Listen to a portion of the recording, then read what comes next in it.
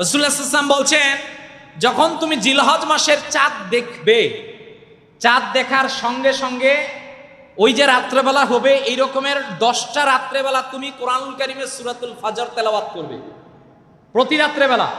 যেমনি ভাবে আমরা প্রতি রাত্রেবেলা সূরাতুল ওয়াকিয়া পড়ি, যেমনি ভাবে প্রতি রাত্রেবেলা আমরা সূরাতুল মুলক পড়ি, অনুরূপভাবে ওই 10টা রাত্রেবেলা সূরাতুল ফজর পড়বা।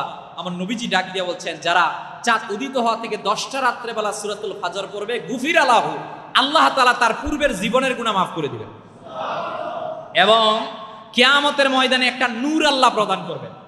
এই নূরের কারণে আল্লাহ তাআলা ভালোবেসে ওই বান্দাকে জান্নাতও দিতে পারেন। তাহলে আমরা প্রথম কাজ জানতে পারলাম, চাঁদ উদিত হওয়ার পূর্বে আমরা চুল, নখ, দাড়ি, অবাঞ্ছিত লোক কেটে ফেলবো। দ্বিতীয় আমল পেলাম, রাত্রেবেলা আমরা ওই 10টা রাত্রেবেলা সূরাতুল ফজর তেলাওয়াত করব। রাসূলুল্লাহ সাল্লাল্লাহু আলাইহি ওয়াসাল্লাম এরপর আমাদেরকে আমল দিলেন যে চাঁদ উদিত হওয়া থেকে ঈদুল আযহা পর্যন্ত, এই যে মাঝখানে 9টা দিন আছে, ঈদুল আযহা ব্যতীত, এই প্রতিটা দিনের বেলা রোজা রাখবা। রোজা রাখার ফলশ্রুতিতে 1 বছরের সওয়াব। সুবহানাল্লাহ বলবেন না? রাসূলুল্লাহ সাল্লাল্লাহু আলাইহি ওয়াসাল্লাম এরপর বললেন, রাত্রেবেলা, প্রতি রাত্রেবেলা তুমি জেগে জেগে ইবাদত করবে। জেগে জেগে তুমি যদি ইবাদত